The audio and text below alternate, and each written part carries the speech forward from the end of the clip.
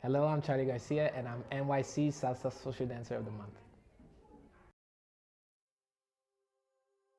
Since I was a kid, my parents, they had me in and out of physical activities. So the first dance class I ever took, I was 2 years old. I was about 2 years old. And ever since, I just been in and out of dancing. And also my parents, they own a nightclub. Okay. So I used to see, salseros and soneros all the time. Okay, so it was in your blood. Yeah, and then my dad, he likes to dance too, He drink a little bit, he comes to the house singing and dancing. Yes, yes. And I used to like to copy him and stuff like that.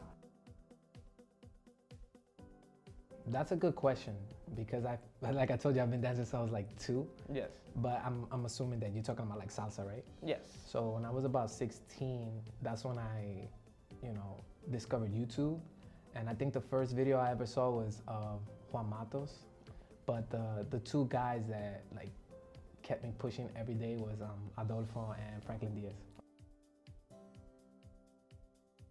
I would say think about it, like think long and hard and prepare, because something I did was just go out there, with no plan. And I think that I was very lucky, because I met some beautiful people and they helped my career grow. But without them, I couldn't like imagine where I would be. So for sure, think about it. Make sure you have enough money. Make sure you know where you're gonna live. Make sure you know who you're gonna work with, who you're gonna train with, because you gotta keep getting better. Timing, musicality. Like, a lot of the students that I get now, they can't keep the beat, and it's very hard to keep them on time. And that's something that you have to learn before you learn the basic step, before you learn partner work, before you learn shine, before you get on a performance team. And nobody's focusing on that right now. Musicality, I think everyone needs to know the instruments. They need to know what we're dancing to. Everyone could say, yo, we dance to the tumbao, but then when you ask them, oh, sing it to me, or count it to me, or play it for me, they can't. And I think that if you can't play it with your hands, you can't do it with your feet. I feel like that. Or at least if you can't say it with your mouth, If I try to mentally prepare for a performance, I will shut myself down. So I just have to think of it as, an everyday activity, and that's really when I could do my best shows. But if I think too much, forget about it. And if you talk to me too much, I'm done. So, I just really need to be alone, and I just need to like be relaxed and, just feel like it's an everyday thing. I think it's important to be natural when you dance. So if I overthink it, I might overdo it, Like, oh, I have to be like this guy, or I have to be like that guy, or I have to dance like this. So I'd rather just not think about it and just do it, just go. Before I moved, I was like hard into anime. So it would be like work. And then when I had 2-3 days, I would like binge on anime. And even before that, before I would like travel and stuff like that, I had a studio with my parents, and I had a student team, and I was performing with a partner. So I was like always busy. But when I got home, it was like video games. So I didn't even sleep. It was like work, home, video games. And then nowadays, I just really have time to do that. So if I could go out with some friends and, have some drinks, dance, I'm happy. That's a funny story because, I started working with Alex and Maestro, the DJ, like the top DJ in New York, about 6 years ago. And this guy, he's so sarcastic. He gave me like a plethora of nicknames. I remember when I first got there, he called me Golden Boy. Now, I don't know if it was because I used to rock golden shoes like all the time. I used to be obsessed with gold shoes, or if it's because I'm yellow to him, so he called me golden or whatever. But like, oh, he used to call me Mr. Tardy, like Mr. Always Late, because I was horrible with time management. I was always late, for real, like always. And I don't know, one day I was just joking. I was like, yo, stop calling me that, man. I want to be Mr. Candela, And yo, he took it and he ran with it.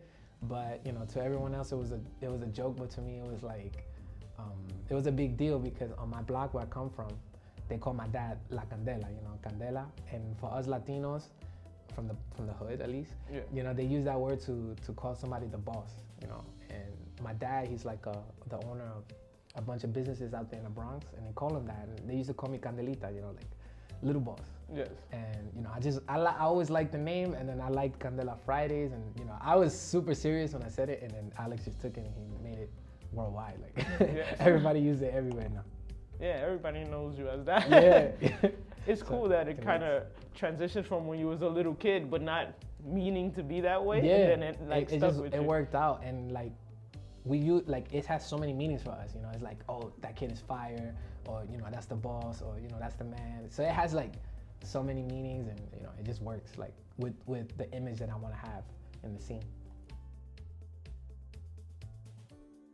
That's hard too, because I feel like the process changes and evolves always. Back in the days, I didn't know much. You know, I didn't know about the salsa scene. I just got really lucky. Like I told you, my parents have the nightclub.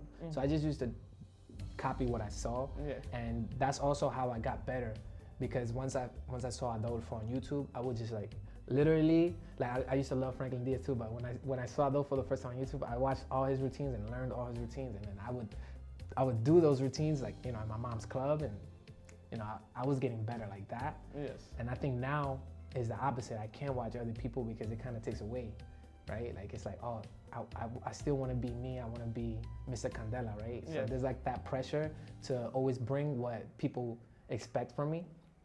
So I can't even watch YouTube anymore. Really, it's just all like luck, you know. Sometimes I go to sleep and I dream about a routine, or I dream about a step, and I just wake up and I record it right away, and you know, that's how my inspiration comes. I think it's the most important thing because it's the first thing you see on a person, right? I know nowadays we have this obsession with tricks and fast spins and fast footwork, but the first thing I see when I meet you is your face, you know, your personality, your attitude. I don't see your feet and I don't see your tricks, right? So you can wow me for a second, but if the attitude is not there, if your confidence is not there, you know, you're just like everyone else.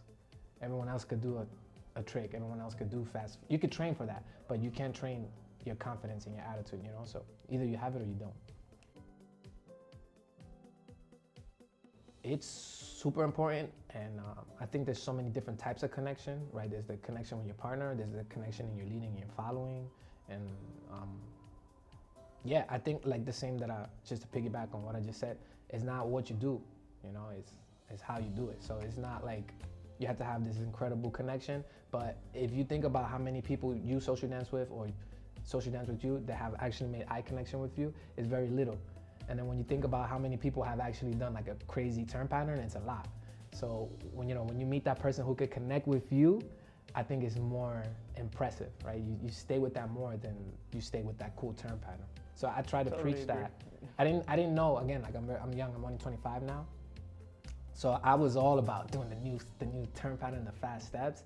And you know, little by little, I realized that, you know, girls just appreciate how you doing, nice simple turn patterns, a simple turn. Like, you know, they want you to take care of them on the dance floor and warm them up at least, right? It's much better to have that kind of connection before you try to do this crazy other kind of connection turn patterns, or I don't know, like these weird body movements that came out recently, you know? Yes. Just a eye contact.